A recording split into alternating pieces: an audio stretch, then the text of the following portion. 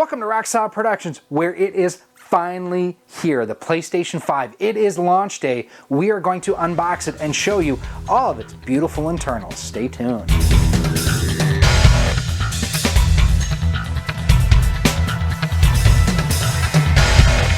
Hey everybody, Gary here with Rock Solid Productions. Now, before we dive into today's unboxing, I just want to take a second and say thank you for stopping by and checking out what we have going on here today with the PlayStation 5. It's really an exciting time to be a gamer. I really appreciate you coming by and checking out what we have going on here today. If you like what you see here, do me a favor, check out some of the other videos that we have here on the channel, including stuff on accessories and parts and pieces for the PlayStation 4, PlayStation 3, PlayStation 2, original PlayStation, and other retro and modern systems out there. And if you really like what you see here, do me a huge favor. Hit that subscribe button, hit that bell notification, and give us a thumbs up if you like what you see, and give us a thumbs down if you think we need to improve. And if you think we need to improve, let us know with what. We'd love to hear from you down in the comments. So today is the day. It is November the 11th, 2020, and this beautiful thing is now on our entertainment center. This is, of course, the Sony PlayStation 5, which came out today. Now, we did go with, out of the two variants, the digital only or with the disc drive, we did go with the version that came with the disc drive. In addition to the system itself, we did also pick up the media remote and the DualSense Charging Station, along with a copy of Sackboy, and a little bit later today, we'll actually be adding a copy of Miles Morales, Spider-Man, to our collection here. The folks over at Live Action Games, just not open yet at the time of this filming, so we'll be heading there later on. Probably as this video is rendering, we're going to be heading on over there. But what I want to know from you down in the comments section, what PlayStation 5 game are you most looking forward to playing? Miles Morales, I loved the original Spider-Man on PlayStation 4. It was really, really good. Sackboy, you can't go wrong with Little Big Planet, but the Lombax. The Lombax. Ratchet and Clank. I cannot wait to play that here on my PlayStation 5. So in a nutshell, what this video is going to be is we are strictly going to unbox the console. We're going to go through all the parts and pieces that come inside of it, give you a look at the controller, and then we're going to look at the charging station and the media remote. For actual account setup and initial setup and everything, that will be in an entirely separate video that we will have linked for you right about there. So if that's what you're looking for, check that out too. At the time of this video posting, that will not be live later that same day. So kind of a heads up there. Enough talk. I have waited for this for quite some time. Now, one thing of note, if you haven't picked one up yet, or if you are going to be picking one up, one piece of advice is don't drop that. But, and speaking of dropping, don't use the handle. That's one of the things the guys at my local GameStop said, is don't use the handle. This is nearly a 15-pound box. Go ahead, lift up by the sides. Good to know. So, all right, enough talk. We need to open this up. I need to hook this up because I need to play some games. Let's go. So this is honestly the biggest thing we've ever had in the booth here. So as you can see, stuff on the side because it's that massive on here, to be honest with you. So we'll give you close-ups here as we can once we get inside the box. I did want to give you just a look at the front box artwork and everything for those who may have not had a chance to see it before. Does have an 8K, 4K 120 and HDR label up on the top. I know they said not to lift it by the handle, but there's a PS5. On the back, there's that. Now this, I think, is just a sleeve. So lightning speed, harness the power of a custom CPU and SSD with integrated I/O. Okay, it's fast. Breathtaking immersion, stunning games. Let us open this up. We're going to break the seal. The seal has been broken. So this reminds me already of like the PlayStation Classic Edition, where the way the box folds open. Holy crap. So there it is, a big white box. Again, the packaging is exactly how they did the PlayStation Mini, which, yeah, I don't know that I really care for one way or the other. All right, here we go, our first look at our new system. Seriously? A box in a box.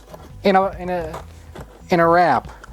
So first thing we get, PlayStation 5 Quick Start Guide and Safety Guide. Traditional PlayStation style power cord.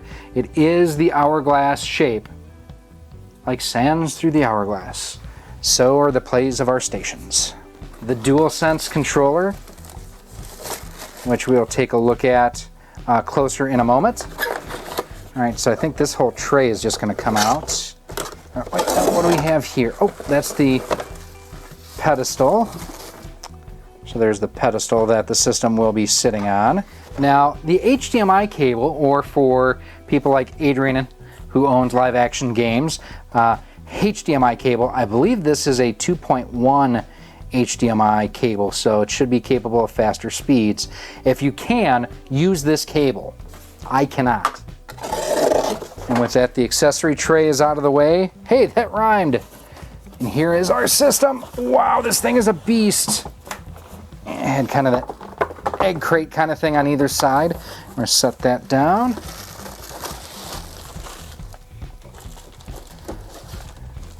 And there's the system itself. So just for size comparison, here is the fat PS3 versus the PS5.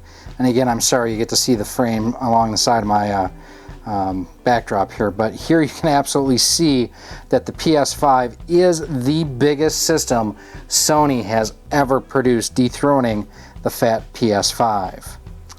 So taking a look at the back of the system, you have two USB 3.0 ports, an Ethernet port, your HDMI port, and of course the hourglass style power port. So pretty simple and straightforward here. Glad to see that there are no whatsoever USB 2.0 ports, that they are USB 3.0. So taking a look here at the front, you have another USB 3.0 slot, USB-C, your eject button, your power button, and on this model you have the disk drive right here. I know quite a few people have dogged the PlayStation 5's design. I actually like it. I think it overall looks pretty decent. It's a good follow-up to previous systems. Now let's talk about the way the foot pedestal here attaches, because that's going to be important for me. I actually want my system laying down like this just because of the space that I have to work with. So for that, oh goodness gracious. One of the details I want you to be able to see here, check this out. Hopefully this pops up on camera, but this has square, triangle, circle, X, square, triangle, all along the back here. So that is, it's really a nice touch and feature. I like that quite a bit. All right, so since my system is gonna be laying down like this, I need to get the pedestal installed on the bottom here, and the way it looks is there's like a hook design there and there to go on and mount this too. So we'll see how this attaches. And I guess it just rests on it, where if you are using the top mount, wow, that's not secure at all. Holy crap. So that's basically how that mounts on there. I am not a fan of that. There's nothing, if you are in this position, there is nothing to secure it to the system. So be very careful moving it around. But oh my goodness, there it is in all of its PS5 glory. Now let's take a look at the DualSense controller, because this is something I have to admit I'm kind of concerned with. So if you've seen my recent video, you know that the DualShock 4 is one of my favorite controllers of all time. I love this controller. They have taken some changes and liberties with this design for the PlayStation 5. And this is it in the DualSense controller. Now this is my first time holding one, and I will say it feels heavier. The touchpad area is larger. The buttons here, what would have been the share and options on the PS4, you know, a little bit of an angle on them. It looks like the spacing on the buttons are the same here as on the PS4.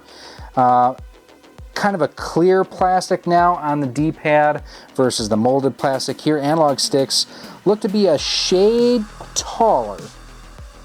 Yeah, I would say they're a little bit taller. But here's the question, is how does it feel?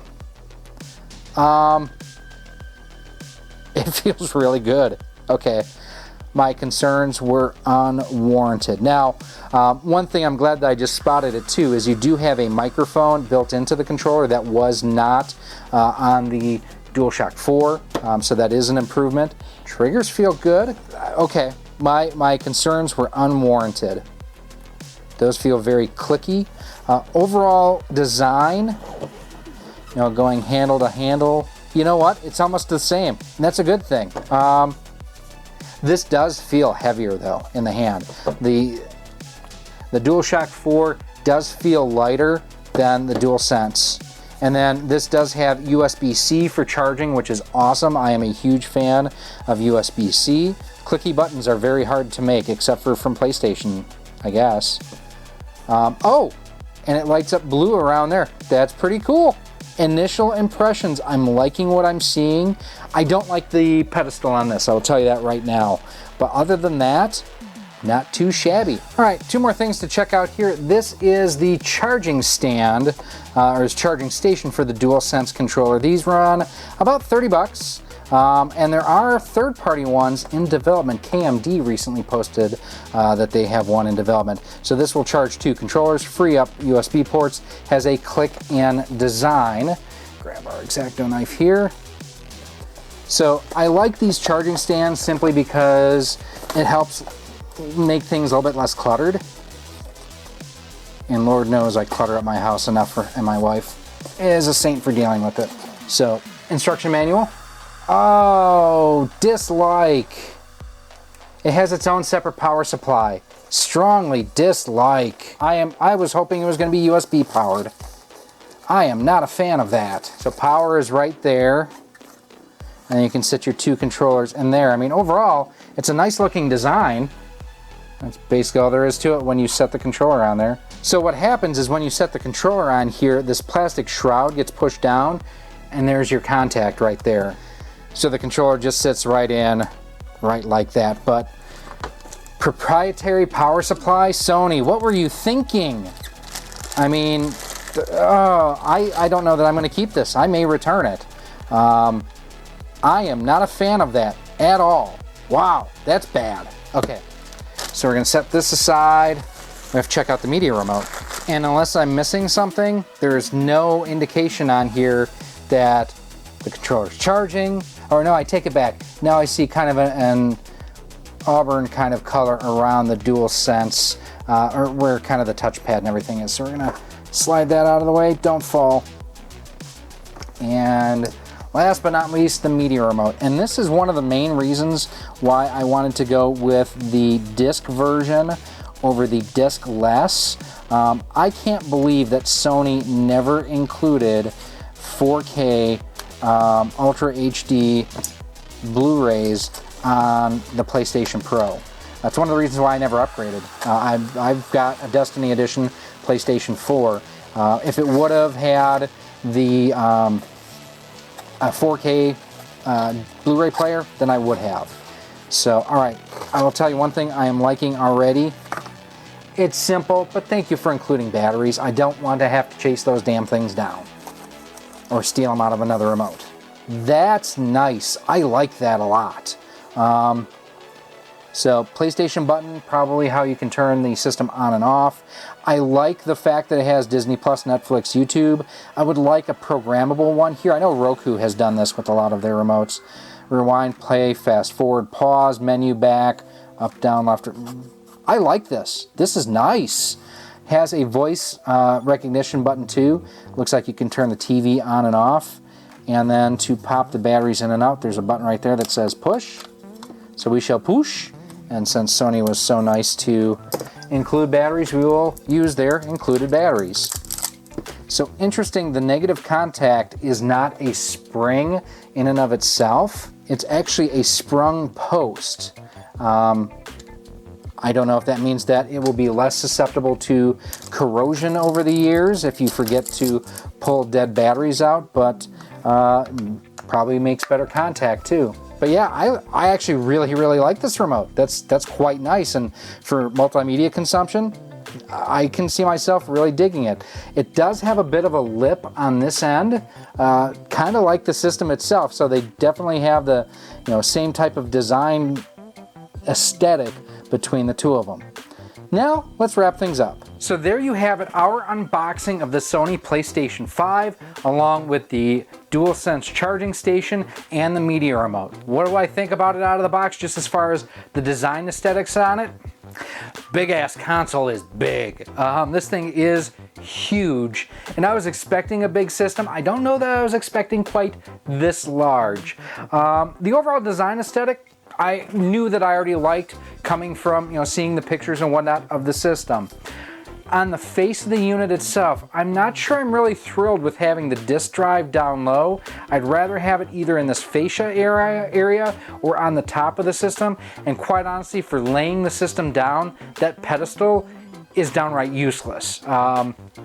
It's not useless, but I don't like the fact that it does not securely attach to the system. On the bottom, there's at least a thumb screw that goes in to hold it down. There's nothing like that to hold it down on the bottom. So it's not something that you're going to be moving around a whole lot, but it still doesn't have a whole lot. I don't have a whole lot of confidence in it myself. The charging station, the fact that it uses a proprietary power supply, say that 3 times fast, proprietary power supply, proprietary power supply, proprietary power supply, got it. Not a fan of, not at all. So KMD, I know you are working on a charging station. Please make it USB. I don't want a proprietary setup here. I have USB ports on this thing to tap into for just this type of thing. I do like the fact that the DualSense controller is USB-C, and I have to admit, it is heavier than the DualShock 4. But this is damn comfortable. I really actually like this quite a bit. It just, my hand falls right into place on the analog sticks, right where it should. And finally, the media remote.